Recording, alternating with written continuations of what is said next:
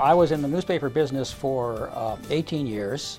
So I worked for small daily newspapers for most of that time in reporting positions, and in later years as an editor for about 5 years as a copy editor, and then I became news editor out in Rapid City. And I did that for about 3 or 4 years.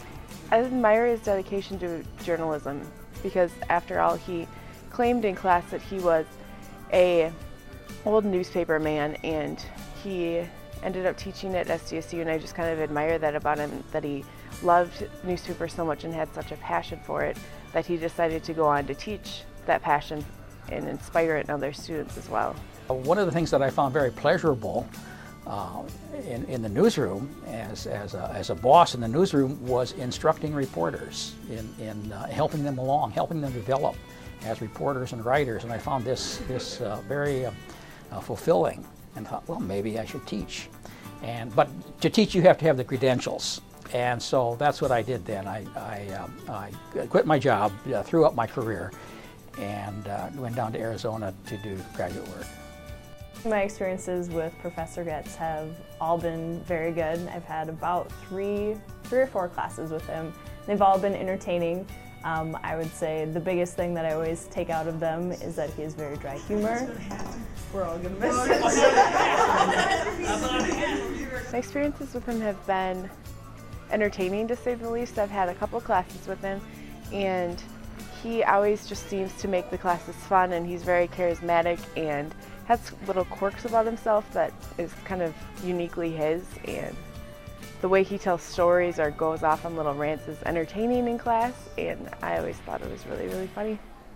I just have this great memory of Jack, and I think everybody will get a kick out of it. When Mary Perpich retired from here, the first semester after she retired, Jack took over her intro class, and the freshmen, you know, they're not too thrilled about coming to those early morning classes, and Jack told me one day that he wanted to find a way to get them more engaged, and so he said the next morning he had something in mind for that.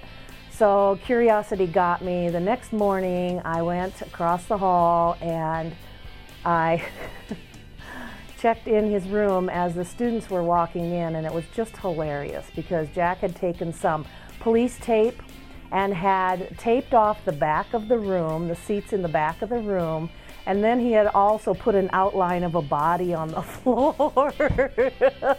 And as the students walked in, they were like, and it startled them at first, and he was there with this big smile, and he was saying, please, have a seat, have a seat.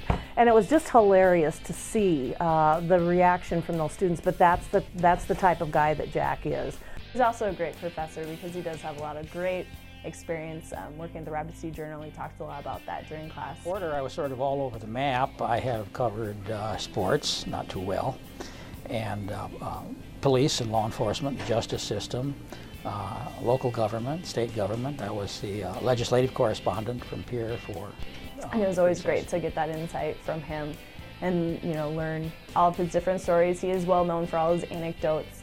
And while we make fun of him for being long-winded, I would say, you know, definitely there's always a moral, and we can always take a lot of experience and wisdom from those stories. He's full of humor, and he's always got a funny little joke or whatever, and he always catches you by surprise. I wrote a song. And the title of the song is There Is No Apostrophe in the Possessive Form of It's.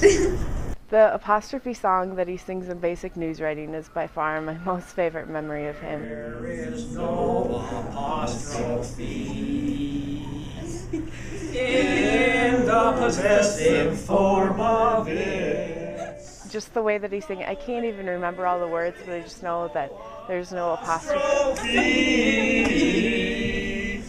In the possessive, oh, I mean the possessive. Believe it, the possessive. He has a whole song and he dances about the room, and it's so funny, and it's my favorite memory of him. Possessive form.